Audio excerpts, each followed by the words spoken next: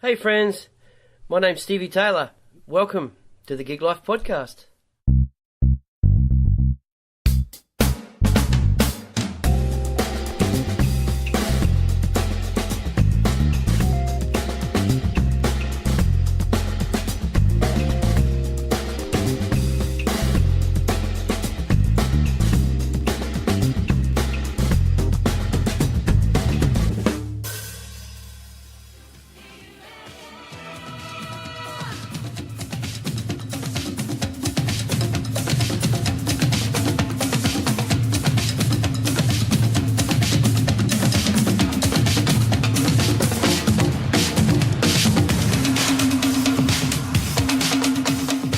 My guest today is Joe Accaria.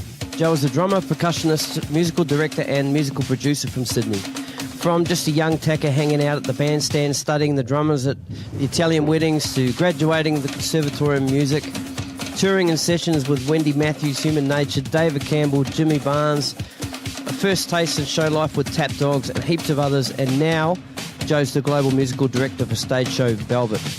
Joe's career has taken a whole bunch of twists and turns along the way, but it's always come back to one thing, being about the song. You can't miss this one. Ladies and gentlemen, please give it up to Joe Accaria. Cheers.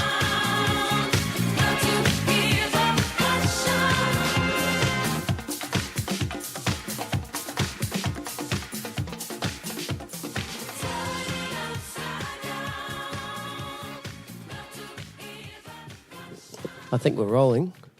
We are rolling. Joe Accaria. That's right. Thank Cross for that, because otherwise I'm in the wrong place. You came to the right place. Welcome to the Gig Life Podcast, man. Mate, it's really great to be here. Thank you for coming all the way to Marrickville. Too easy, man. Thanks for having me in your house. It's good to be here. It's good for me to be in my house. Yeah, right, because you've been away, but Yeah, I've been away a bit. Yep. But at the same time, you know, we treasure all the moments, but when you're at home, it's like, yes. It's the best. I'm here. Yeah. Yeah. Yep. Yeah, very much so. So I'm sorry we didn't go to the studio, but maybe if we do like part 2, if this works out. Yeah. Oh, do sure. part Well, 2 in the studio. It's already a winner. Yeah, the studio's like, if you just imagine this times about 300, just shit everywhere. Right. Drums and gear and stuff. And it's all, also a reflection of all the stuff that I've been doing over the last, 10, 15, 20 years. Right. So, but yeah, it's nice to be home because I have travelled a bit in the last few months. So Yep. yeah, it's nice to be here, especially summer in Sydney. I know. How good is it? I know. Today was good. It's been too hot though. Yeah, I told you we had some friends here from Yep. overseas. They just come in on a ship and they're outside like in the pool and we had the Barbie going. My wife's out there with her friends now. Just like this. It's the best. It's so good. Yep. Just doors open. Let's do it. But Yep. we are pretty lucky. Yep. I mean, luck is a weird way of saying it, but I've travelled around places and just gone, okay, and people have asked me, wouldn't you have rather lived in LA or London or done that thing? I'll be like, look at where we are, and I'm so happy being where I am, and I can still visit those places, Yep. and work and do my thing and meet great musicians, and that's not an issue. I just love coming home. Yep. Yeah, It's absolutely. a beautiful house too. You got it all here. It's awesome. Oh, that's all right. Yeah. Yeah. Yeah. Well, I mean, we work hard, mate. That's it, eh? Yeah. That's what it's all about. Well, we love what we do, but we do what we love. So And that's even better. that's why, we there's no sort of misconception of like we've got to do something else. We'll just keep doing what we're doing That's it. and enjoy our lives. We're not great. living beyond our means. This is what we love doing. Yep. So Yep. And what does your wife do? If you don't? my wife is, she's in musical theatre. So if you see some of these posters, Yep. that's her picture from Aladdin, from the costume. She was in Fame. Xanadu, she was choreographer. Tap Dogs, she was one of the dancers. I was actually the drummer. That's Yep. where we met. Yep. Long story. Cool. But she's a dancer, singer, come choreographer, and now is the resident director on shows like Rocky Horror, and she's doing School of Rock at the moment. Awesome. Yeah. So That's the Jack Black thing. Exactly. So Oh, it's been, great. Yeah, it's been transformed into a musical. And she's the resident director, so she looks after all the kids, all the adults, make sure the show is in shape, dancing, choreography, music, acting, staging, the whole thing. So it's a bit of a job. Right. But she loves doing it. That's really cool. So, yeah, we met in a show called Steel City, which was basically after Tap Dogs, which was a tap dancing show that toured around the world. Stevie's doing some... he's doing some editing there. I wasn't doing editing. There's a gate. There's a gate on the microphone. You can't put a gate on me, mate. No, because I just... So it's wasn't quite like that, but... Unless it's Phil Collins. A reverse gate. I met my wife on a show called Steel City, which was the show that was written after Tap Dogs, which is a famous Australian tap dancing export. And, in the space of a couple of months, I met Tim Finn, and I was auditioning for this show on drums. And she was one of the dancers, and, it took a while. We became friends and stuff, but... And I look back, and that was 1997, all of a sudden I've got Tim Finn telling me what to do, or I'm auditioning in front of Tim Finn. That's cool.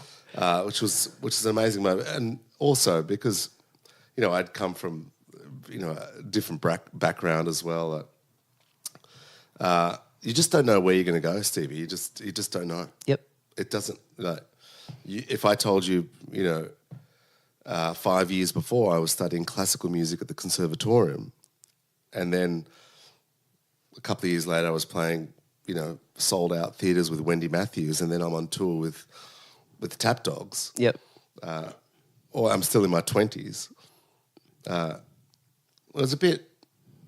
It never felt overwhelming, but I look back and go, I'd have a heart attack if I did. Yeah, right. It was like, because you're so engaged in that moment. You're so like, that's it. Someone's called me. I'm doing this, or I'm auditioning for this. I'm auditioning for that. I think that's also as a drummer, and I think that excuse me. There's a perception out there that things just land in your lap. But I auditioned for a lot of stuff that I got. Yep. Before I got it, I mean, I actually went out there and I was asked to audition, and I put down whatever it took, like recordings, or I'd go there. Most of them were, face to face. But a lot of the gigs that I did early on, I auditioned for all of them. Right. Absolutely. Yeah. And I knew that there were other people auditioning for them as well. Right. Friends of mine. Right. Colleagues. Yep. So I'm not sure what the answer was to that first question. To be honest, I can't remember what the question was. What was the question? It doesn't matter. We're here in my house in Marrickville. Hi. Thanks for having me here. Joe Accaria. Start again. What's your name? What are you doing here? Who are you? That's even this room, and just look back, you look at there's pictures of, the Human Nature Boys and David Campbell and Velvet, all this stuff. I just look around and go, it's not really a wank that I've got. I've got to look around and go, okay, yeah, that was good.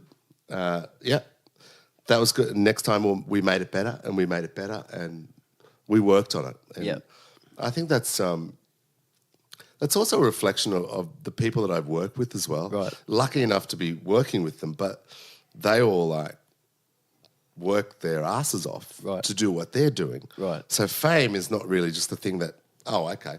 I know it can happen, but you look at some of the people that I've worked with, there's nothing that has ever said to me that they didn't deserve anything that came to them because of the fact that they work so hard. Right. And they were their craft is as important as my craft. Right, gotcha. And they respected my craft as well, and vice versa. Not to say there weren't problems along the way. Of course, mate. Absolutely. Yeah. Let's rewind right back to where it all began. Were you born in Sydney? Oh, you grew up in Punch Bowl, you told me. I did grow up in Sydney. I was born in Sydney. My parents came from Sicily in the late 60s. My brother was 2. I was born in 1971. I grew up in Campsie, Canterbury, and then we went to Summerhill. And then just before high school, I think my parents moved to the Bankstown area in Greenacre. So I went to school at Punch Bowl. But when I was in year 7, the hard-ons were in year 12. Yeah, right. At Punch Bowl. At Punch Bowl, yeah. At Punch Bowl. And my brother was also in year 12, so he knew them as well. So, my brother's, he wants to be a drummer. So, I was born in Sydney. Yep. Yeah, born and bred. Musical mum and dad? No. Not at all? No. So how did music come about? It's often been a theory that my parents told me that when I was at an Italian wedding when I was 2 years old, and the Italian weddings have the reception band up the back, and they've got the tables and they've got the wine. I was just 2. I was crawling. Apparently, I just ran up to the bandstand. There was stairs, and apparently I just sat there and watched the drummer all night. I didn't want to leave because I was sort of fascinated by it. He's pressing the pedals, and then there's this other music going on, and I don't actually remember it, but they told me that they couldn't get me off the bandstand. And this sort of repeated a few times. So when I was 4, I went to, another engagement party at another reception hall. These are all around, Leichhardt, 5 Dock, all those reception halls, which eventually I ended up playing in when I was a teenager. So we could fast forward to that. But, but that was, there wasn't any music in my family at all. Right. And I've been to Sicily. I've talked to my family. They're like, there's no one within generations, like 3 or 4, 5 generations. Really? No one played music. No. Wow. They were all labourers and workers and farmers. Right. And my father came out here because he was a specialist in, remember pebble creating? Yeah. So he's a pebble creator. Probably did my pool, maybe. No doubt. Yeah. He did a lot of pools. Yeah, right. Because he had this specialty, and so one of our uncles brought him over, and all of a sudden they were here, and he was working non-stop, just pebble creating, rich people's pools. Yeah. Right. Eventually it messed with his back, so he's not great at the moment, but he's still going. He's 81. He calmed down a little bit. He stopped doing the hard labour stuff, but throughout that period, I'd go and just sort of sit and watch him work, and it was a different thing in the 70s. My grandfather would come from Sicily and look after me because both my parents had to go to work. That's the way it worked. My brother was at school, and I was still a kid, and I'd be looked after by anybody. There was a point, I think in the 70s, where my parents were thinking about going back to Italy. So they sent me back on my own. Right. How old were you then, sorry? I was 8. I was 7 or 8, yeah. Right. Yeah.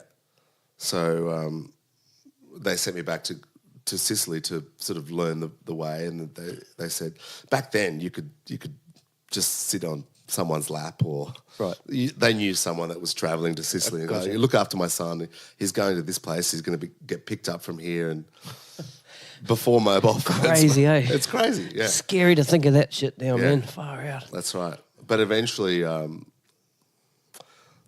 story short, I think my old man saw the light and went, no, I think we want to stay in Australia. So I'm glad he did.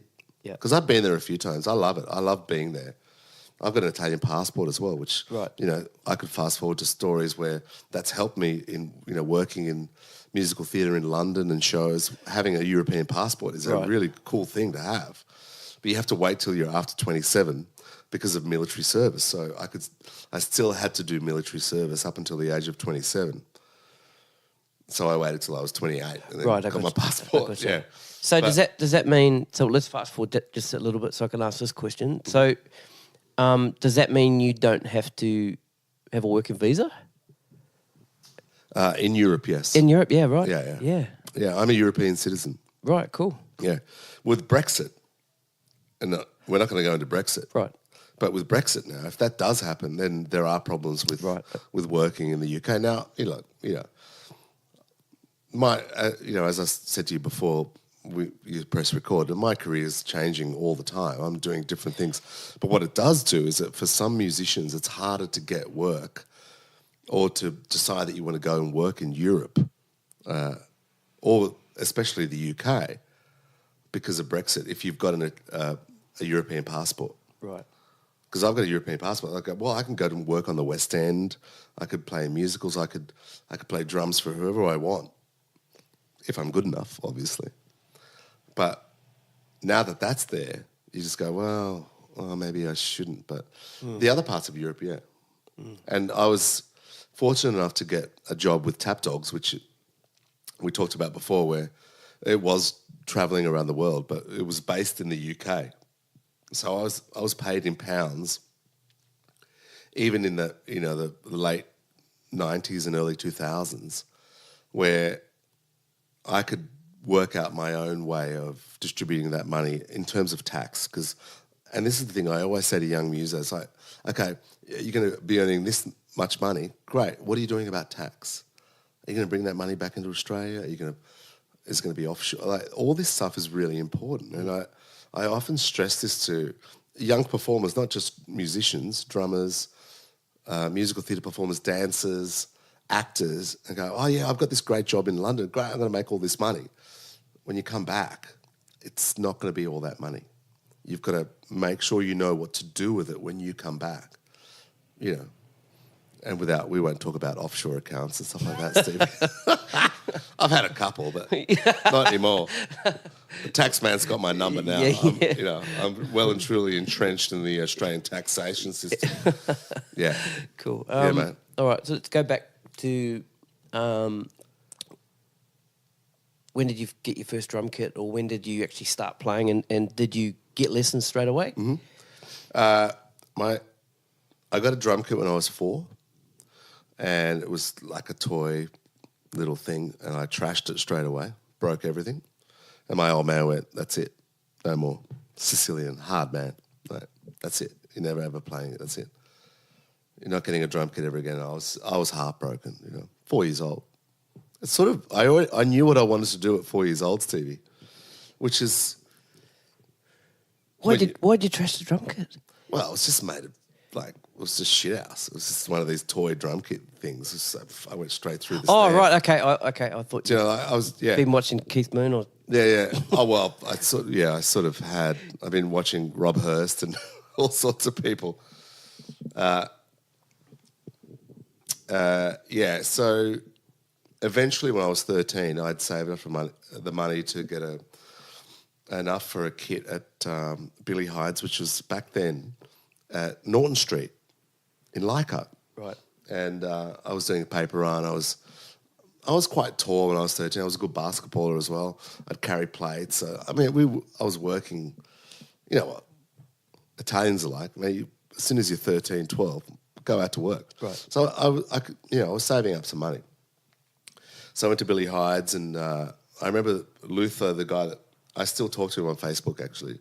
The guy that sold me the drum kit, it actually belonged to Steve Presswich. Really? From Chisel. Yeah, it was one of those old Pearl Maxwin things, but it was had this weird thatched cover on it. It looked like a tablecloth, but Steve had just gone, I don't want it anymore. Right. The guy said, this is, and it was back then it was $400 for the whole kit, everything, 5-piece, and I had $400. I just got it straight away. Yep. So I was 13, went to lessons. A place called, Lombardo's in 5 Dock and in Bankstown. So I'd switch. I had 2 lessons a week because I was super keen. Obsessed, yep. Yeah, absolutely. Oh, so you switch between the 2 places? Yeah. Yep, cool. I'd go and have double lessons. Yeah, right. Yeah. And the drummer in Bankstown, his name's Colin. Colin, if you're listening, I can't remember his surname, but he used to know the drummer from Tears for Fears because he was English. Right. He's like, I think his name was Blas Elias or something from Tears for Fears, the original drummer. And he said, I've got his transcription from Everybody Wants to Rule the World. He's on tour with, and we go, do you want to learn how to play? I was like, yeah. So he was friends with this guy. He had like sheet music from this guy from Tears for Fears. I'm like, this is brilliant. He started me straight onto songs. He was like, first of all, it was Billie Jean. Then it was Everybody Wants to Rule the World. Then it was Rosanna. Then it was like Phil Collins, Inside Out. Then it was Sussudio. He was just like one after the other, songs. Great. And I didn't know it at the time, but I loved it because I was playing songs of, that I was listening to that music anyway. And plus technique, and, he was always about, okay, first 10 minutes we do rudiments, and, so he wouldn't even ask me what song I wanted to learn after months and months. He'd just go, here you go. This is the song you're learning, Billie Jean, 1982, Thriller. So yeah, I know this one. And I was a big fan of lots of music. I was a fan of Michael Jackson, James Brown, Prince. But I was also an Oz music fan, like Midnight Oil and In Excess later on. But, Ozcrawl, all that stuff. I'm like, you're getting saturated by all this amazing music at the time. And I'm just like in year 7. Yep. And so you can imagine being like that young, going, this is all I want to do. I just want to play this stuff, So I got lessons throughout all my high school, which again, I'm glad I did it because I just needed to be steered a little bit. When it got to a little bit later in high school, if this is what you want to hear, about year 11, I started learning percussion. Congas, xylophones, marimbas, vibraphone, timpani, bass drum, orchestral snare drum, because luckily enough, my school was pretty rough, punch bowl, but it did have, the teachers were great, so they would always expose us to great music.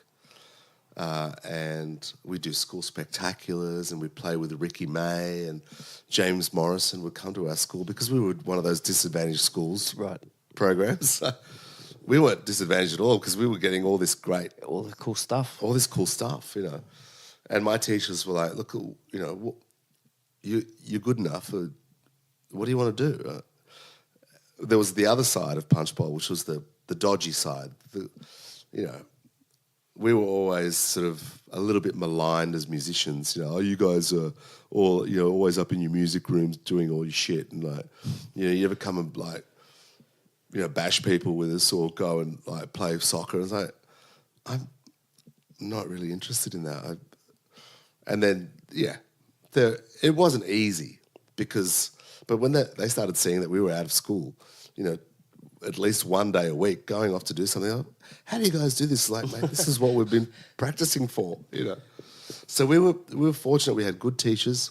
They brought good people. I was learning drums from John Morrison, James Morrison's brother. John, if you're listening, thanks, mate. He taught me how to just swing. Like, I was a bit of a rockhead, Like, I loved that stuff. But when he came and just showed me some nuances around the drums, I was like, oh, okay, this is different. And then the teachers went, look, you should go to music school. We think you could be okay. You should try and get into the Conservatorium of Music.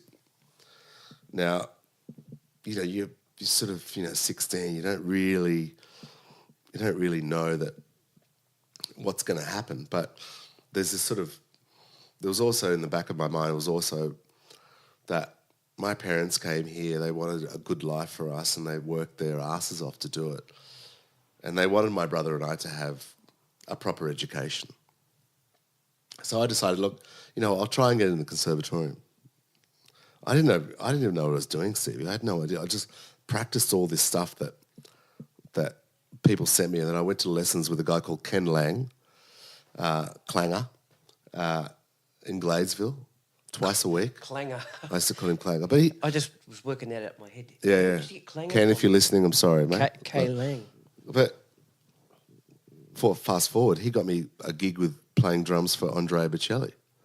What? Years later. He'd get me to play symphony gigs, playing drum kit with the SSO, and all sorts of stuff. Man, that's cool. Yeah, and he was my teacher like years and years before. So he was hardcore. Right. He's like, you know, if you imagine, we're talking 1987. You know, he's smoking, sitting there. I'm learning to play, you know, some sort of marimba or vibraphone thing, and he's just like, "Stop sticking your tongue out!" And whack me with a stick, and you know, it was just old school. It's that Whiplash type stuff. Yeah, it was a bit like that. When I saw Whiplash, I went, "Oh no, this is nothing, mate. No, it's nothing." Imagine, I'll show. Unfortunately, we didn't have mobile phones back there, so. Right. But I could tell you some stories. But what he did is he kicked my ass. He really, without knowing, made me focus on something rather than everything. Right. So he just, for 2 years I went to lessons with him, and my dad used to drive me there until I could drive myself. Sometimes I would drive myself without a license, but you know, we're talking about the 80s. Don't tell anyone. I won't tell anyone. No. Yeah. Won't say a word. And then I'd have a beer at the Bayview Tavern in Gladesville. But on your way to your lesson? On the way back home. But yeah, he was hardcore. But yep. Really, again, you know, you're steered by people. That's the thing, you know. You can't. Yeah, I don't look at what I'm doing now as anything apart from the fact that it's all just these little roadmaps that have gone, oh, that person did this, oh, I saw that person, and then I went to that place. And it wasn't until I got in the conservatorium where I thought, oh, shit, you know, this is the real deal. It was hard. It wasn't easy. And then I realised I'd got into the classical course. I wasn't playing drums at all. I was playing percussion. Right. Classical percussion. I thought I was just going to be like the drum kit guy, but it's not that. I had to learn all this other stuff. Eventually, it became known that even in orchestral circles, there's a lot of music that was written for you know, ensembles and drum kit as well. So I'd always get the drum kit parts. Right. There was a piece called Bonham that was written for 4 percussionists and solo drums. I put my hand up. I'm like, yes, Bonham, of course. So you listeners out there, check out Bonham. It's just all drums, but it's based on John's greatest grooves. Right, okay, that's cool. But while I was at the conservatorium, I played that piece. I spent, you know, weeks and weeks learning it. Right. Know, pages and pages of music, you know. So, yeah, it was a good education. And you graduated with masters degree? Honours. Honours, sorry. Okay. Yeah. Apologies. I'm actually still enrolled in masters. I just haven't had time to start it. I wanted to do it in 2002. I went to Cuba to study percussion with some of the Afro-Cuban all-stars percussionists. Oh, wow. And I called the con. I went conservatory. I went, oh, do you reckon I could do my masters in Cuba? And they're like, no, you have to spend at least the first year doing academic studies. I'm like, you know, fuck that. I just want to go to Cuba. So I went to Cuba. I was doing gigs. I had enough money. I could do it. But, yeah, I had an honours degree. So, yeah, it was one of those things, Stevie. I just worked my ass off to do it. But I was a little bit like, yeah, I think they could tell that I wasn't going to be the classical sort of guy, you know. But great training. Like all of my stick technique comes from classical. Right. All that stuff. Yeah. I wouldn't be able to play the way I play if I didn't have that training. Right. No doubt. Right. Yeah. And we all have training in different ways, but that just sort of focused me on like snare drum technique, doing very, very intense classical rudimentary stuff. And because I was like 18, 19, 20, I could do it. Mm. But at the same time, I was still playing in bands, you know. I was still doing gigs and, you know, I was in a band called The Strange, which was a funky, you know, sort of quirky, funky band that we were playing gigs 3 nights a week as well as, you know, doing studies, you know. You could still play at the Hopeton, the Annandale and the Lansdowne back then in 1 week as the same band. Yep. Because people would just still come. Even if it's like 15 people, you still play to them, you know.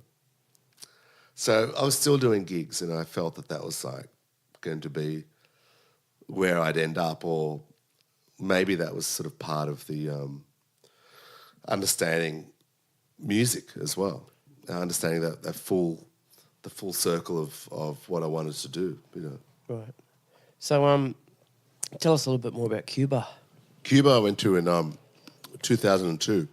I just 2002, 2003. Yeah, I'd just done a tour with Human Nature actually, and wanted to go and I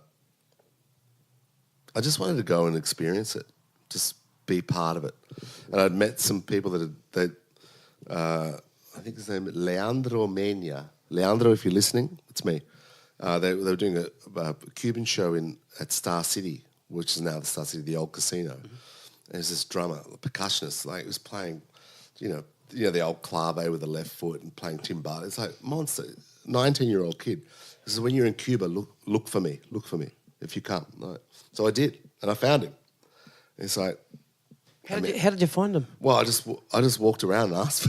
Really? Yeah, right. I just walked around and asked people. Yeah. Do you know? Yeah. ¿Dónde es Leandro? Leandro is up there. It's like, I'd get lost. What? 9 times out of 10, but eventually I found him. He was still young, but then he introduced me to some of the other guys in his circles as well. It was just one of those things you do, Stevie, where you just if I'm going to play some of this stuff, I'm going to start playing congas and start integrating some of this music into my drumming. I need to go to the source. Yeah, that's cool. And I could have done that with Africa. I could have done that with Brazil. I just chose Cuba because that was what I chose at the time. But that was 2002, 2003. So I spent some time in LA, and I met drummers like Greg Bissonette, all sorts of people. It was great. It was a really cool time. But yeah, before that, I toured with Wendy Mathews, and right. I'd done a few European tours with Floyd Vincent and the Child Brides. So it was a total like left of centre artist that was signed to Universal at the time. So sort of in that sort of bit of pop world, a bit of like indie world at the same time. But as soon as I got out of the con, if I go back to like 1992, 93, is where I got the gig with Wendy. And Wendy Mathews was sort of a big deal at the time. She had a few hits and won arias, and they were looking for a drummer who could stand up and play drums and percussion at the same time and sing. I just said, yeah, I can do that. Of course, I said that not. I didn't know I could do that, but I said, yeah, I could do that. That one I didn't have to audition for. I went to a rehearsal, which was sort of an audition, and I listened to her songs and I studied everything. I made sure I knew every detail, and that's a residual effect of being at the conservatory where you've got to learn your stuff. And I thought, well, okay, I've got to learn this woman's music. I learned everything. Do you know such and such, Standing Strong? Yep. Do you know Let's Kiss? Yep. Do you know Woman's Got to Have It? Got it? Yeah. Same thing happened when I started playing with Barnsey. It's like, do you know Cheap Wine? Yep. Got it. Forever Now? Yep. Do you know Flame Tree? Of course I do. Do you know, that sort of, your life experiences are sort of like studying as well. Right. But as a musician, you can't forget that preparation is really important. I was just lucky that I just had enough time to get in there and do it. So yeah, so yeah, it was the 90s was I was a bit of a session. I love doing the sessions as well because there were sessions. Right. There were lots of drum sessions. I'd do 3 or 4 a week. Right. As long as you got a car and your kit, mate, you could go anywhere. And I'd do ads for Songzoo and all sorts of stuff, But the touring stuff I liked, Was there a preference? Yeah, it's the thing where when shit gets hard, there's always a preference that you wouldn't want to be doing it. But I think I preferred playing live. Right, okay. I preferred playing in front of people. Right. Yeah. I loved that feeling. Not because not because they had any sort of. It didn't pertain to my ego that much because I was playing for superstars anyway. They were the stars. I wasn't the star. I was like, how good is this? I'm playing at the Palais Theatre, or I'm playing at, the opening of the Olympic Stadium with the Bee Gees, supporting the Bee Gees in front of 120,000 people. Like, were you playing in that band with the Bee Gees? I was playing in Wendy's band, who supported. Yeah, right. Yeah. So I met the Bee Gees that night. Yeah, I saw that show. Right. Yeah. I remember seeing that show too. I was on TV, watching TV. Yeah. Yeah, we were just side of stage going, blurry-eyed, we're watching the Bee Gees. Yeah. So, I think the live thing was... I love being in the studio. Like I said to you before, I've just been at 301 doing a new album with DC. Yep. David Campbell. I still love that. I love going into the studio and recording. I actually am doing a lot more music production myself. Yep. Which is a combination of sampling myself, drumming, and doing music for different shows now, which is sort of, again, that it's good to have that residual effect of being in studios a lot and recording and having people say, no, let's do it again. So, for example, the other day, on Monday, we did 11 tracks in about 10 hours. We used to spend like 11 hours on one track. Yeah. And the whole thing's changed. That whole perception of what recording isn't as grand as what it used to be. And I get why we spent a day on one track, but you probably didn't have to. Yep. Probably had the budgets. They had the budgets. Yeah. Yeah. So I didn't mind. It was paying my rent at the time. Yep. Yeah. Just while we're on 301, did that get sold not too long ago? That kind of started to go out of business, and then I read something the other day that this entrepreneur bought it, and it's not making any money for him, but he bought it and he's sort of building it up so the musicians and the producers come through, and it's given them a bit of a future. Mm-hmm. Have you heard that story? Yeah. I've seen it firsthand as well. Right. Yeah, they're even just walking through the corridors there, you sort of bump into people, and I think what they're trying to create there is quite valid, like similar to what you're saying. The recording rooms, I mean, the big recording room isn't as big as it was back in Alexandria, but still pretty good. They pull a good sound. They've still got the old gear as well. Yep. They've got the same desk, and the engineers there are pretty good. So, I like what they're doing there. Yeah, I think it's a fascinating world, the studio world, because the commercial studio world has changed so much. Yep. I mean, if you look that little keyboard there, that hard drive that's plugged in there, my computer, I could do all the music for Velvet right now. Yep. I've got it all there. Yep. I don't have to go to 301 to do it. But I did. I went there, I would record drums, or I'd go to another studio and record vocals here, and we'd do strings and horns in Melbourne. Because the idea of recording music is still there. It's important to have the right sounds. I could just do some dodgy backing tracks if you wanted me to, but I don't want to do that. Yeah, it's cool, man. It's Marsha Hines. Man. Yep. She's not going to sing to that stuff, She'll hear that they're real horns and real strings, but I think these days it's about trying to economize the way you do record as well, because the studios were way expensive back then. Running a commercial studio isn't easy because most people can do it here. Look, that's it. I can do it here. Yeah, I understand. Yeah. If you want me to do a cover of something, I could probably whip it up. Yep. It'll take me a while, but I know. Maybe I have to blow my nose and have a good sleep. But you know what I mean? Like, everyone's got a home studio these days. Yeah, that's right. But no one has a real drummer. Yep. And as good as some of the samples and, the logic, a real drummer's a real drummer. Even when I go and record music for my own shows that I'm part of the design team of the music, I always record my own real drums. Yeah, cool. Even if it's just sitting here with a hi-hat and a mic. Yeah. And making sure I've got real hats. I saw an Instagram video today of you doing that. Right. Sitting recording and you had somebody here and you're doing a disco. You're Just doing a disco. disco thing and it was just the hi-hats.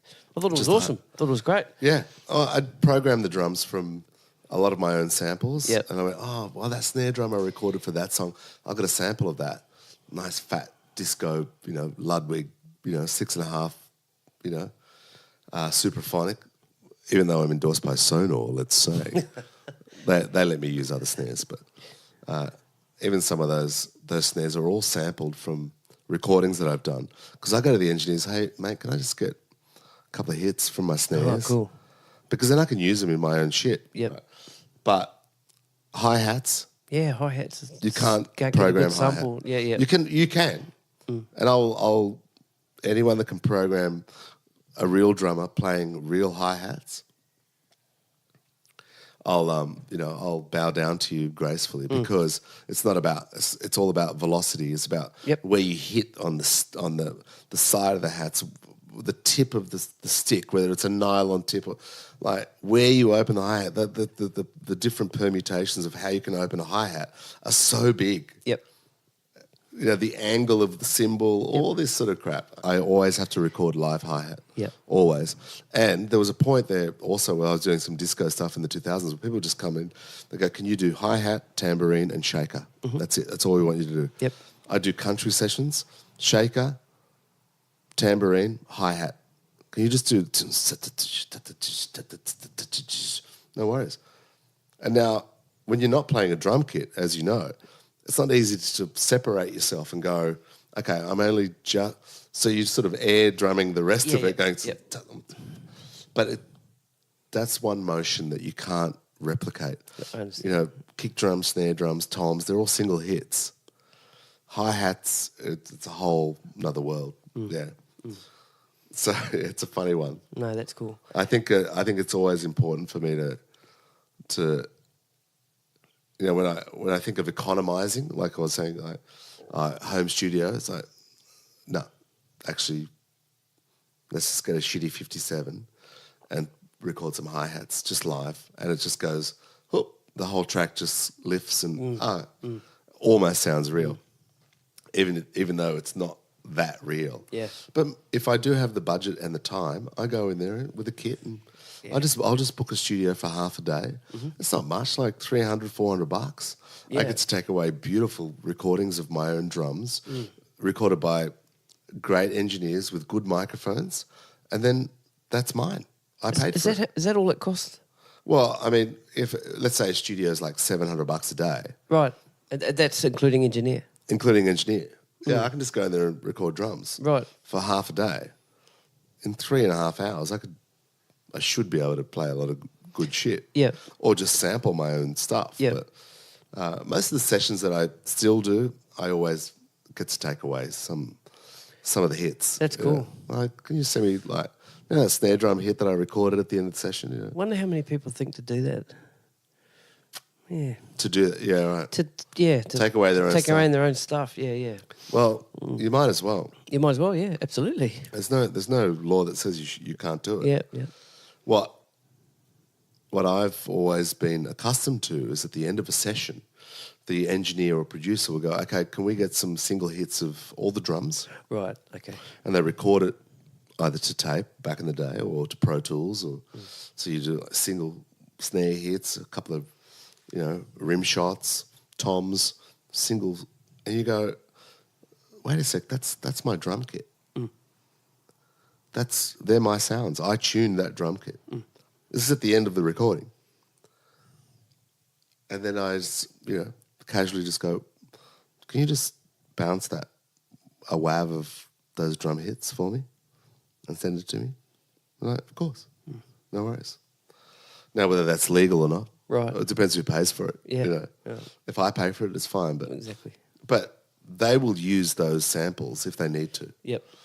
And there's, we're going into another dark area of, drum sampling that maybe we don't want to go there, but there's been occasions where my drums have been sampled and used on other people's tracks. And you've heard them? And I've heard them. Oh, shit. And I've had people calling me, mate, your snare drum sounds great on that song. So what song? What song are you talking about? Oh, that's such and such song. I was like, I didn't play on that. I didn't play on that. Oh, shit. But I know who produced it. Or, Okay. But let's not go there. No, okay. Because we want to make this a happy podcast tonight. Yeah, okay. Good stuff. But, again, great learning curve. Yeah. Really important to acknowledge those times. Yep. Even though, I may have been paid more or less or exploited it was my choice. I did it. I was there. Right. So I'm happy that I understand that. But from a production point of view, it's great to know that and that I can use that stuff Yep. for, other projects. Cool. Very Good. So what came after Wendy Mathews? After Wendy Mathews was the show Steel City, where I met my wife, Leah. Right. And that was Tap Dogs. Yep. I'd seen Tap Dogs at the Sydney Theatre Company in 1995 and went, I want to be in this show. Right. It took me another 10 years to get in the show. But in the interim... Were you actively seeking to get in there? Not exactly, but in the interim we did Steel City, Okay. which was the same creator, which is Dean Perry. Yep. Amazing man and tap dancer. That's where we did Steel City, which was with Tim Finn. So that sort of catapulted me into another world completely because these were theatres.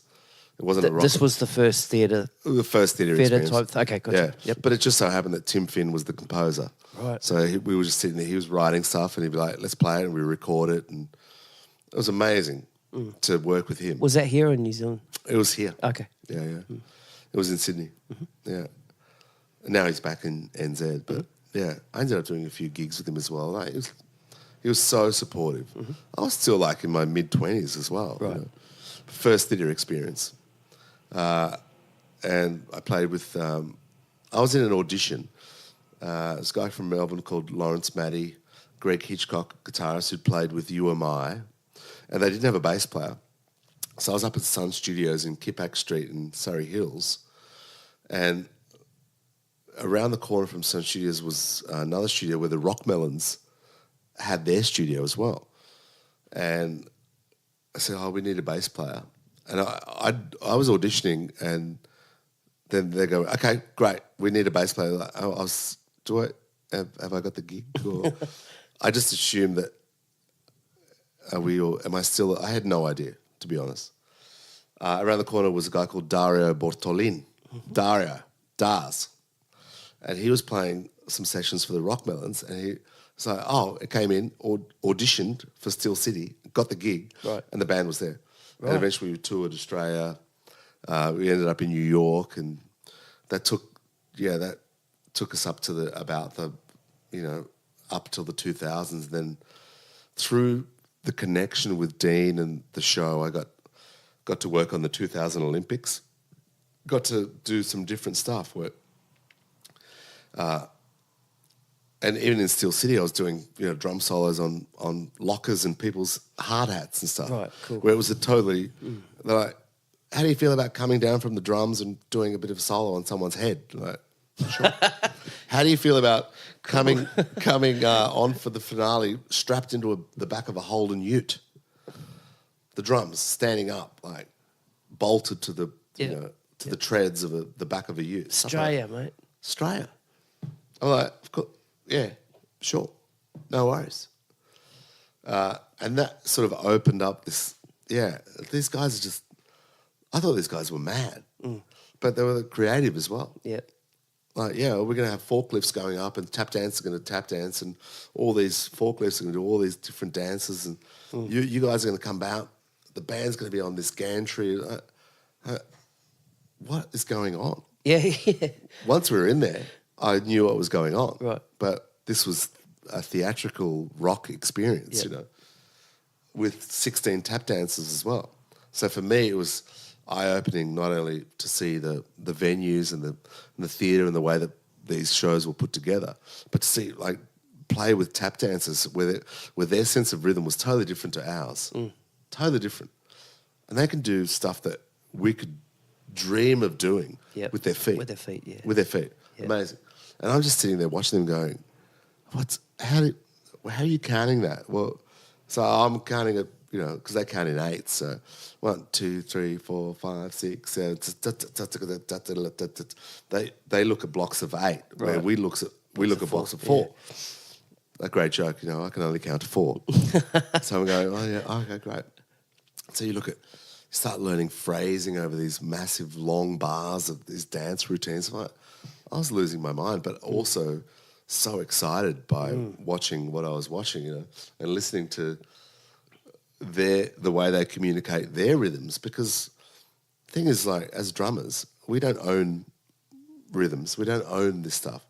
It's owned by everyone. Yep. So tap dancers can do their own interpretation of 4 across 3 or whatever. They've got their own stuff. They're even doing things like across 5, the bar. It just took me ages to work it out. I go, what are you doing? Was it charted? No. That was all improvised. Wow. Yeah. I mean, it was... So after a while, you'd be able to kind of get your head around the phrasing. Yeah, that's right. Because there were structures in place. Yeah. But it was instrumental music with no vocals, and it was all original, written by Tim Finn, and with all these dancers. So it was all just hang on. But yeah, gradually you just sort of got to know the music, and weeks and weeks of rehearsal, and it really changed my perspective a little bit. I love that idea of tap dancing, and I love the idea of theatre, but I never, as a musician, thought I'd be in it. And then I was in it, and watching all this stuff unfold in front of me, and it sort of opened up a few things. Yeah. So once you're in there, at that point, were you going, fuck, I want to be doing more of this theatre stuff? Yeah. At that stage? At that stage, that was it? Yeah. Yep. Yep. Okay, so after Tap Dogs and Steel City, what was next? Out of the theatre? Out of the theatre, Yep. 2002, I'd been doing, I've been touring around, doing lots of gigs, and I got called to come to audition for Human Nature. They were, sort of in their, let's say, boy band phase, but sort of going into, changing a little bit, but they were still, pretty big. I was a little bit flippant about the audition. I was like, oh, if you want me to do it, I'll do it. But do I have to audition? And then I thought, stop being an arsehole, just go and audition. And then I walked in, I knew all the guys in the band, and we just started jamming. And I didn't really audition. I just sort of played around, and I hadn't learned any of the songs because I'd been up in Byron Bay the night before. God knows what I was up to the night before, Stevie, but I wasn't well.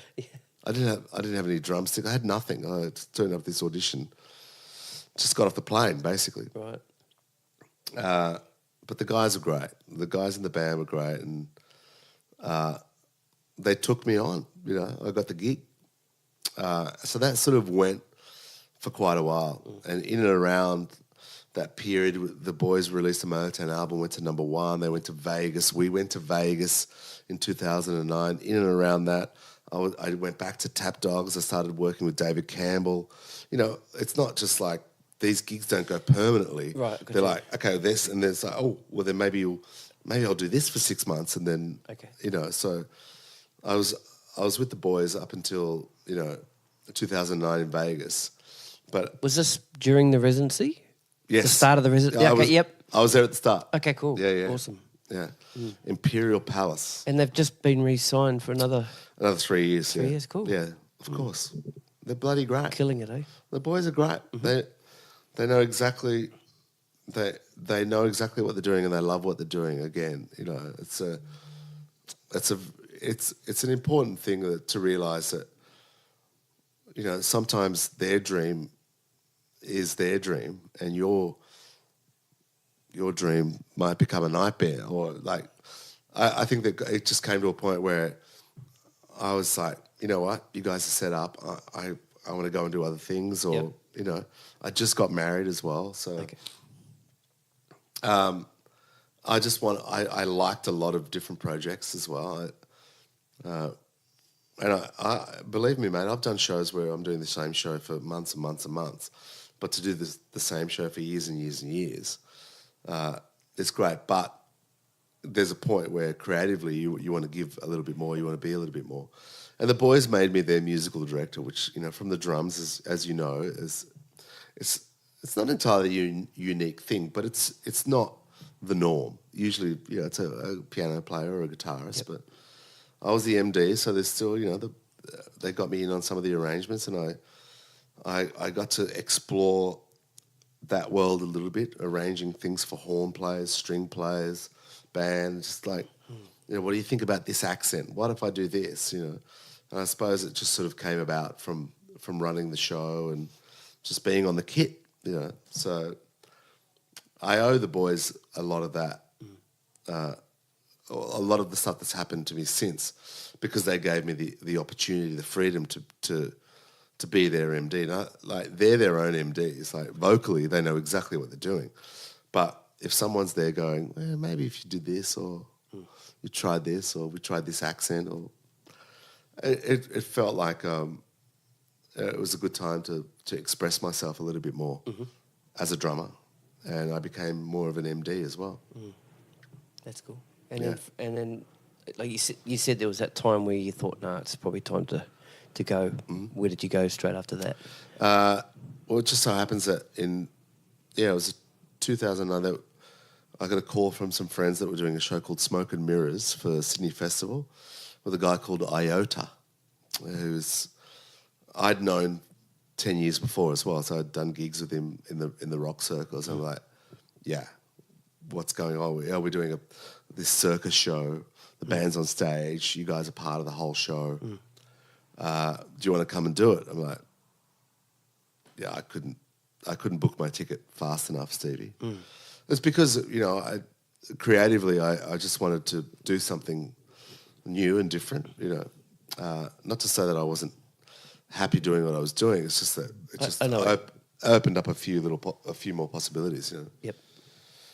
So yeah, I came back to Sydney in 2009 from Las Vegas, and did Smoke and Mirrors, which went for about different town by then.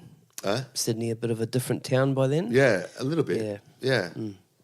Things have changed a little bit. I mean, I suppose that, you know, when you leave somewhere for, you know, 6 to 9 to 12 months, if there's a gig scene, you might not necessarily have that same scene when you come back. Yep.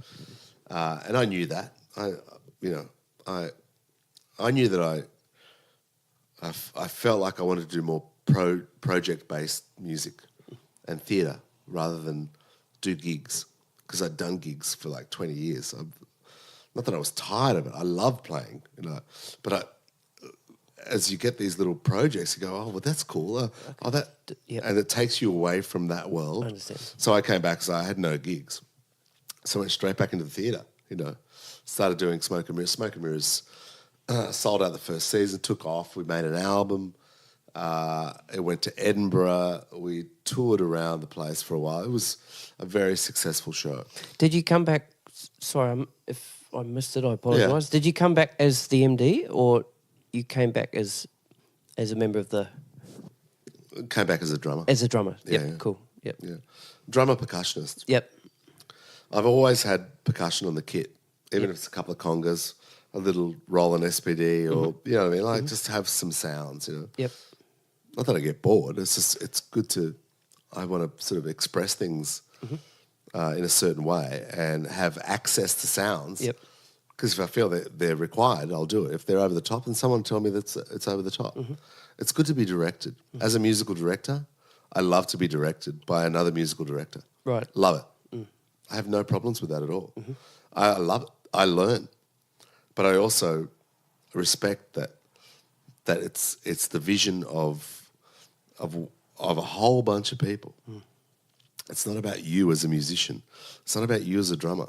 Sure, we love playing drums, and sure, we're the loudest thing on stage, but this is an extension of the vision of these people, or that person, or that theatre show, or that director and that lighting designer, the costumes, the you know, all this stuff has to come into place for something to happen.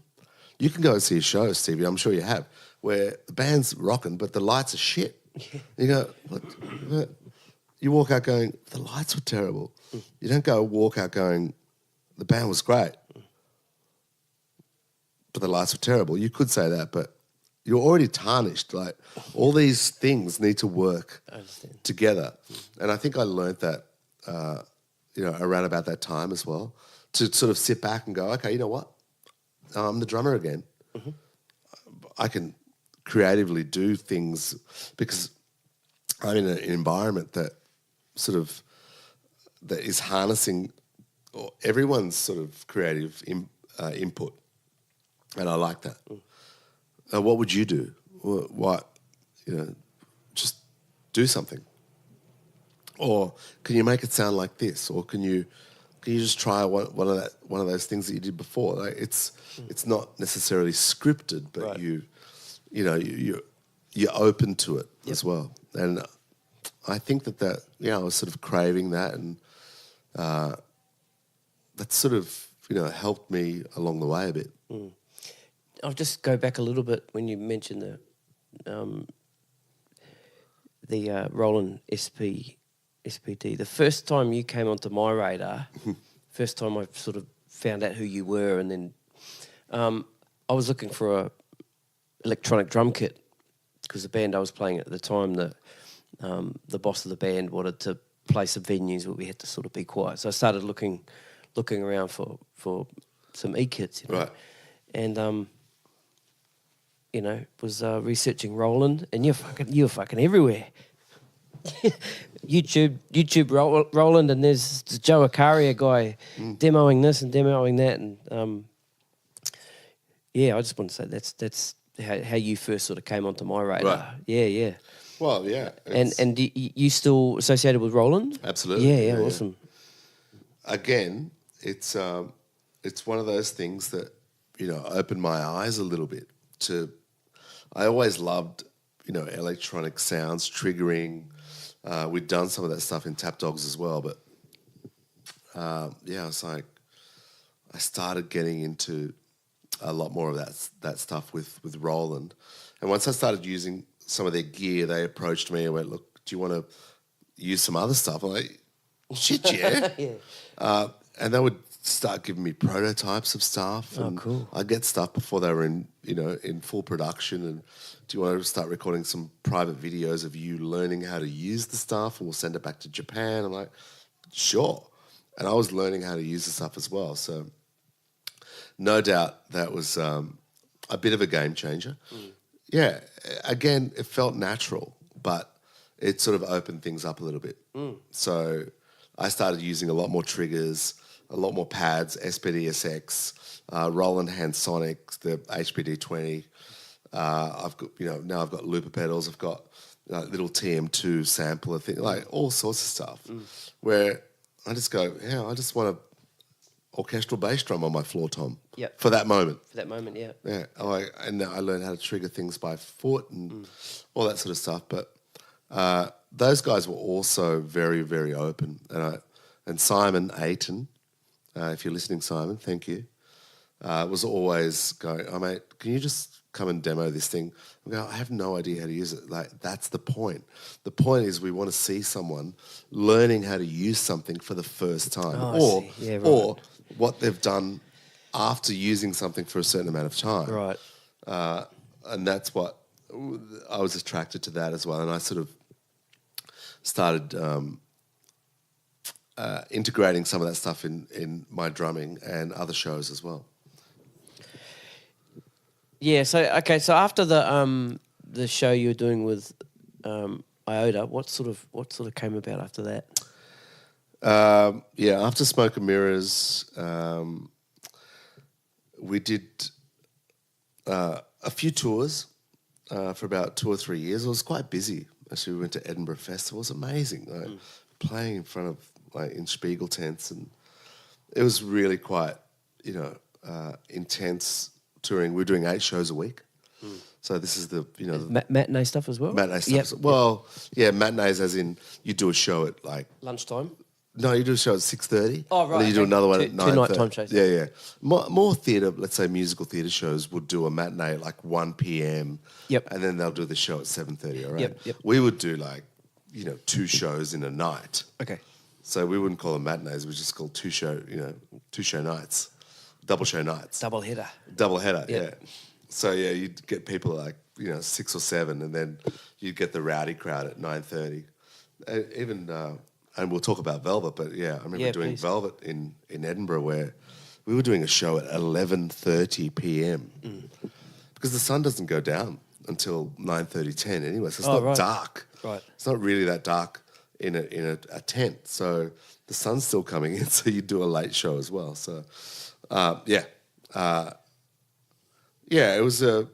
it was good to interact with those creative types, and also I met a director called Craig Eilert, who directed Smoke and Mirrors, and then called me up about 5 years ago about a show called Velvet, where he said, "Mate, I want you to have a look at this song list I've got. I've got these songs, and I'm thinking about a show, like a stage show, like a theatre show, or an immersive theatre show, something in the round or in a tent. Like thinking about a show.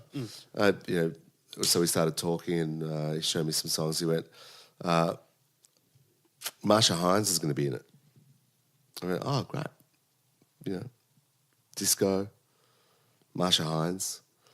What do you want me to do? He said, I want you to be the musical director, and I also want you to produce the soundtrack for it as well. Produce the music. Because there was going to be those shows that have predominantly track music, but with a live musician. It's sort of built around, Studio 54 in New York sort of thing, where it's DJs, all that music.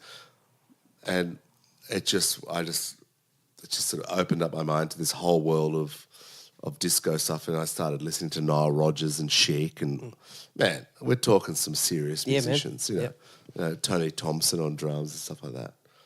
And these guys used to go to New York Studio 54 with like a freshly pressed vinyl and go play our song, So Craig had this idea of building this show around Marsha called Velvet.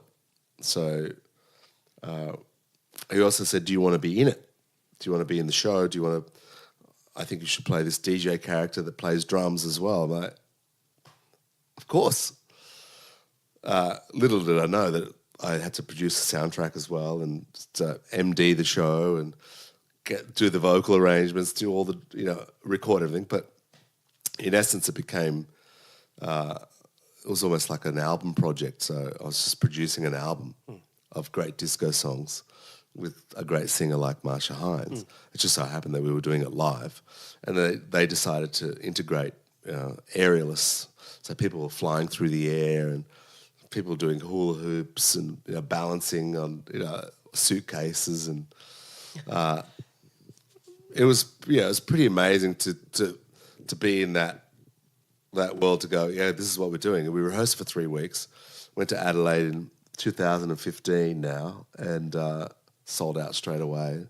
I mean, Marsha had a lot to do with that, I'm sure, but the show itself wasn't really about Marsha. It was about Velvet. Velvet was this place that you'd go into, and again, it's this eye-opening stuff. And I was in the show, but I wasn't playing drums just backing a singer. I was playing a character now.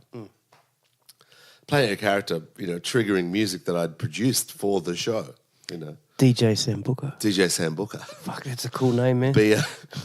DJ Sambuca. Yeah. I'm glad you got that, Steve. Yeah, it took me a while, like I said to you before. Some people don't get it. I read it and I went, Sam Booker. What? Where did that come from? And I said it a couple more times. Sam Booker. Ah! Penny dropped. There it was. It's weird, yeah. It's great. And just to fast forward a little bit, recently I was in Melbourne. We did another show with the same creative team called Pigalle for Sydney Festival, and I came back with one of my hard case snare cases from Melbourne, and I opened up in the studio, and one of my friends Yanya was there. Yanya Boston. I went, hey, look what I've just, instead of a snare, it's a turntable. That's what my life's come to. Yeah. Because I was like, if you see that vinyl up there, like on the piano there, like Chironi and Earth, Wind and Fire, and I was sampling stuff from the vinyl and using compositional techniques, and instead of just downloading it from iTunes. I went to, when I was in LA recently, I just bought the vinyl. That's awesome. So yeah, let's say life and professional careers sort of shifted in its trajectory a little bit. Yep. Because now, I'm sort of the custodian musically of this show. But it's exciting because it's going on. It's going on a couple of cruise lines, Norwegian cruise lines, and I get to replicate my version of myself on those shows as well. Right. So you got to go and train sambucas. I got to go and find sambucas all over the world. You got to go and find sambucas. Yeah. I think the next one's in Miami, and I think I found a Mexican sambuca. So maybe. Oh. What's that? Oh, just got tequila on my mind. Very good. It's DJ Anejo Patron, DJ Game of Patrons. That's a sweet as reference. Actually, those guys. Oh, is it? Oh, right. They used to have this night called Game of Patrons. Funny guys. Yeah. They love their tequila shots, but yeah, indeed. You don't have to publish this, but I've got to find little sambucas. It's one of those things, Stevie, where I created something from a creative circle to go, just do it. What would you do? You're the drummer, but you're the DJ. You've got a character. You're wearing these like weird clothes. Like you've got a visor on. You're quite anonymous. I said, well, I'd love to. I want to play drums. Like, I want to have percussion, and so that's when I went to Simon at Roland and went, listen, I want to be able to play a hand sonic, but on my body, so I can go out into the audience and play it in front of people, and have the audio triggered by me playing the hand sonic. But right. It's just like walking out with a guitar. It's a jack connection, wireless pack.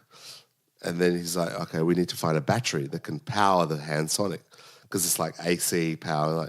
And he was like, dude, I've got you sorted. So he made me a battery pack, a charging station, and I had this like weightlifting belt that a friend of mine, Bianca, who's a costume designer, it was an Everlast weightlifting belt, and she attached this. If we're at the studio, if we do part 2, I'll show you some of this stuff. Awesome. If you do the video version, okay. She built this like attachment. It looks like a little bit of a penis, but the hand sonic fits on the end of it, and it's got a drum key, and it tightens up, and the power and all the let's say the wireless stuff is built underneath, so you don't see it. You just see me walk out with a hand sonic, but it's actually strapped to me. And again, it's like, and even Roland, Japan, were going, oh, you cannot do this. What is he doing? It's like, well, hang on, what was that accent? I was trying to be Bit like Japanese? No, I think it was like French. Yeah, what is this? No, I'm not gonna make any accents anymore. I was like, they would go. I said, can you make a battery pack for the hand sonic so I can walk around an audience and play it? Yeah. And they're like, no, we don't do that. So, well, I'm going to do it. Full tilt to the boys at Roland. They made me that. They made it work. Yep. Nothing's impossible. Yeah. If I want to walk out with a drum machine strapped to my body, then I want to do it. Yeah. So the problem was I said that I could do it, and then I had no idea how to do it. That's why those guys came in handy.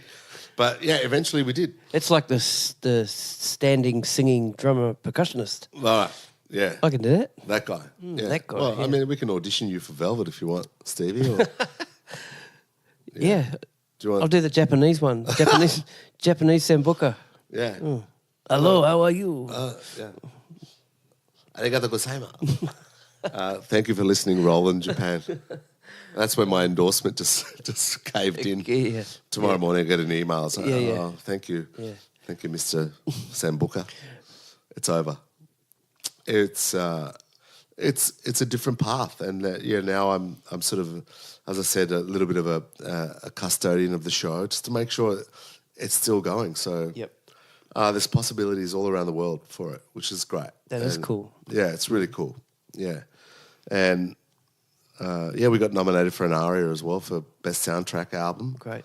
And again, I said, I just made an album of this great music that I'd lived and loved and grew up with for, so many years. So it wasn't hard to make it like special. Yep. Try and do the work to do it, And again, you can't, nothing ever equates to money.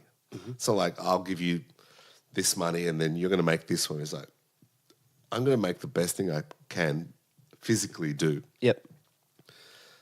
To make it sound the best it can sound, because I know what it should sound like at the front. When you're in the show, sometimes you don't know what it sounds like. Ask any musicians. Well, you're playing drums and you're playing in front of all these people. How do you know what it sounds like? Do you know? Don't really. Friends will come and say, "Oh, it sounded great." You don't really know. How do you simulate that? With this show, I can just run stuff, press a few triggers on the Roland stuff, and then I'll go at the front and listen to it. Yeah. While Marsha and people are, singing the songs to me. Yeah. Which is, important to me that it does sound good. Yeah. It's a lot of work, Stevie. Yeah. Yep. And so is that taking up all your time now? Or have you got other shows you're working on or Velvet's kind of still taking up all your time? Velvet's, it took up the last 10 days, but no. We're doing another a version of it for the Norwegian Breakaway, which is in Miami in April. And that's where I have to get another Sambuca. So I'm scoring the show as well, so that all the vocalists can learn the show before I get there to rehearse. Okay, good. So we get there and rehearse, build the show, put it on the ship, and then we get off. That's so cool. So it's just it's a process. It's time more than anything. But yeah, along the way I can do sessions like I did the last couple of days with David Campbell at 301. Mm-hmm. I've done a couple of musicals as well. I did Dream Lover with David Campbell. Mm-hmm. MD'd a musical called Gypsy for the Hayes Theatre. Gypsy. Last year. I was watching, I was looking at your Instagram today, and I was in absolute fucking hysterics watching the little Gypsy reenactments. Yes. I was in absolute tears. I tell you what, I haven't laughed that much in a long time. So thank you for that. It was so good. And I'm going to watch it again and again. And if I can link that in the show notes so other people can get a laugh. Yeah. At your Joe Accaria Instagram. Yeah. Yeah, you can. If you just go to, it's very funny. If you just go to my profile, I've highlighted stories. Yep. You can highlight story. Me and my great bass player Marty Hollebeck, who's now in Japan. We started doing it with Dream Lover as well, because you're in it when you're doing musicals. There's a lot of time. A lot of time, yeah. And you're on if you're on stage as well. And I prefer to do the ones that are on stage. I'm not really a fan of the pit musical, but that means I'll never get one ever again, which is great. Thanks, guys. But you get to listen, but you get to watch and listen to these great actors enacting these scenes. So you start duplicating and mimicking their. It's so funny, and we're not very good. Oh, but it's great. At the same time, it's a little bit of respite from 8 shows a week again. And it's like you're very, very serious, and your mate Marty's like he's doing his bit, but he's got this little smirk. Yeah, like he wants to crack up laughing. Yeah, we cracked up a lot. Oh mate, yeah. it was they weren't the first takes, the ones that you see on Instagram. Oh right, okay. No, they're like 6, 7, 8 takes, and there's like, guys, interval's over. We're still recording. Damn. Yeah. Yeah. Unfortunately, the show got in the way of our Instagram stories. Fucking bloody shows. Fuck it. I know. Bloody shows. Yeah. I know. Yeah. But, yeah. I like to have look at things in a different light as well, especially. But there's no way that we don't take what we do seriously, and it's important that we do the right thing. Of course. But on those moments where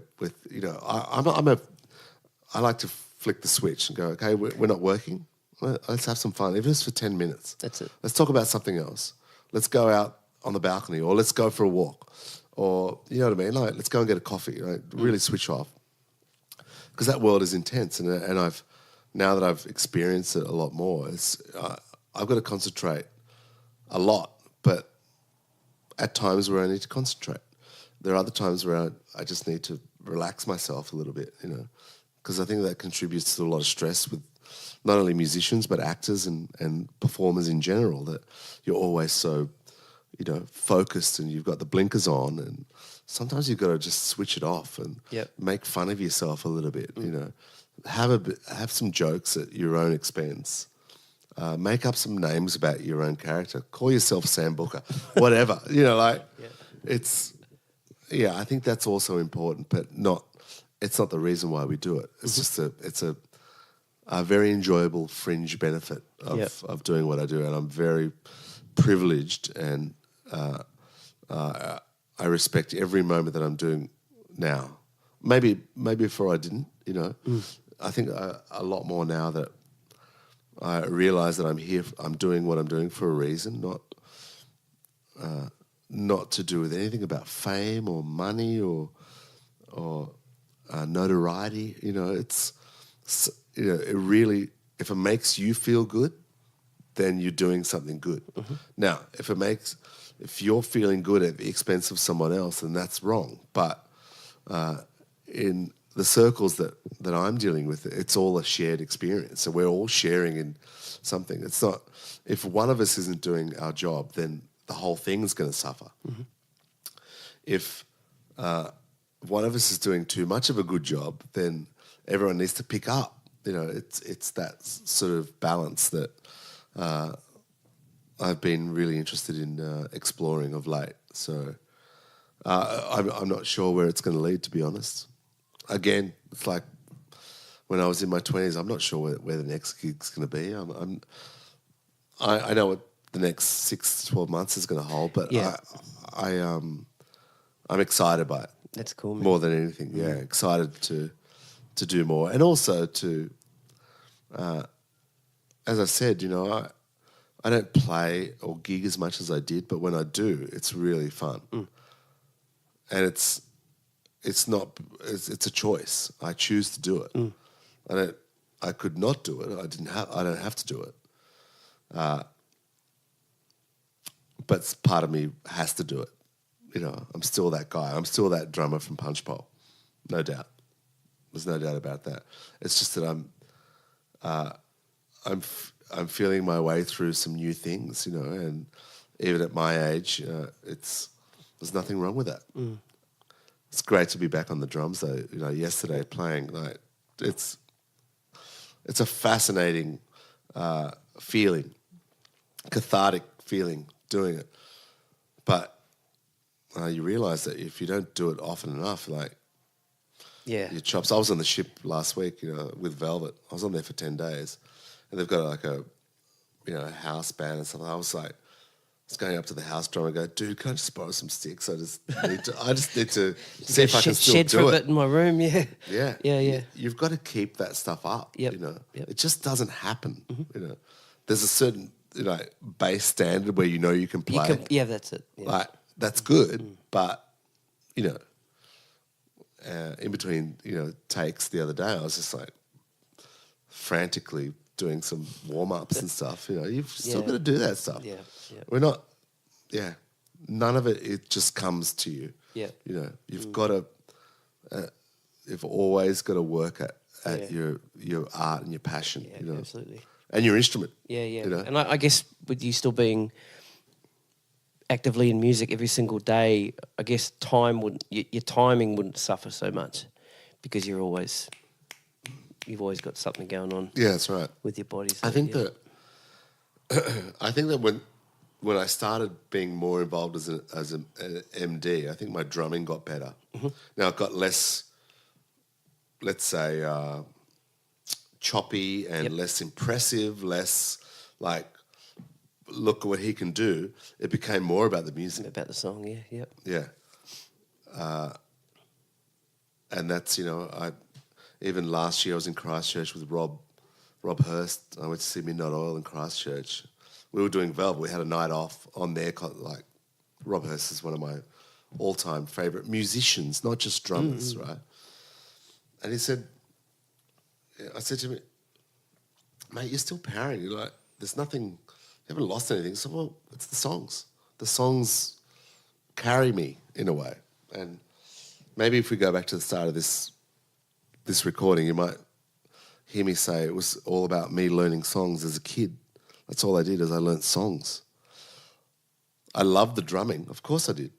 But the important factor was the song, serving the song. Now I'm serving my own songs or my own versions or arrangements of songs, and that's something not to be, dismissive about. I got to make sure this shit sounds good for me and for the people all these people that are relying on the sound of something. Not to say I'm more important than anybody else. I'm just part of an important machine, But never, I think I'll never lose sight of the fact that the song comes first, or the piece, or the music, or the aria, or the concerto, whatever you're doing musically, it doesn't matter. If you're doing something that is musical, you're doing it to serve that bit of music. You're not doing it for yourself. And I think that's it's important to realise that, without being too cosmic about the whole thing. And so we're sort of here because we love music, but music is not just one thing.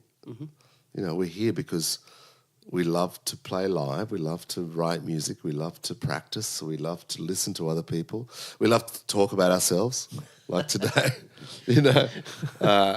So yeah, it's we're always learning. I don't think I'll ever get there. It's like, I like to do yoga, so I'm never gonna master it. I'm never gonna get to a point where, I've got it. See you later. See you guys. Music's the same. You're never gonna go, okay, guys, I'm ready to check out. Yeah, I got it. Yeah. I'll call my friends up and go. If someone calls me up and go, hey mate, listen, I've got it. I found the the chalice. I find the fountain of musical youth. It's like, it's never going to happen. Yeah. Always striving and learning. But yeah, I don't want this to sound like advice, but never discount anything. If something comes across, you go, just go, no, I'm never going to do that. I did that for a couple of things and ended up doing them anyway. So, right. Job done. Right. Yeah. Well done. Yeah. I think we've still got plenty more to talk about. Okay. But that'll be part 2, I think. All right. It was an absolute pleasure sitting with you today, Joe, and hearing you talk about your career and your life and stuff. And thanks for being on the podcast. And I definitely wish you all the best for the next 12 months and beyond. And look forward to talking to you. Thanks, again. Stevie. Thanks for coming over. Too easy, man. And thanks for doing this. I think it's great that you're talking to people of our ilk and that have been in the business for a while. I think it's important that I've said this before, that you guys get your stories out there. I'll keep doing it. Good on you. I enjoy it. Yeah. Everyone's unique. I totally will. And like I said, we've all got a story. So. That's right. There's no blueprint to what we do. Yeah. If I can help people as well, I think it's important. I think it's a different business, without going into it too much. And that's why it's I've sort of almost, without unconsciously knowing, that I've expanded my horizons without knowing it, because I have to. Maybe that's the sort of, the inner, you've got to be the breadwinner. You've got to keep doing what you're doing. But I don't think that way. I just think that I'm very fortunate to be around some really interesting people as well. But to be able to talk to you about it is great. And thanks for coming, man. Sweet as. Thank you, Joe. All right, man. Cheers, bro. Cheers. Later, man. All right.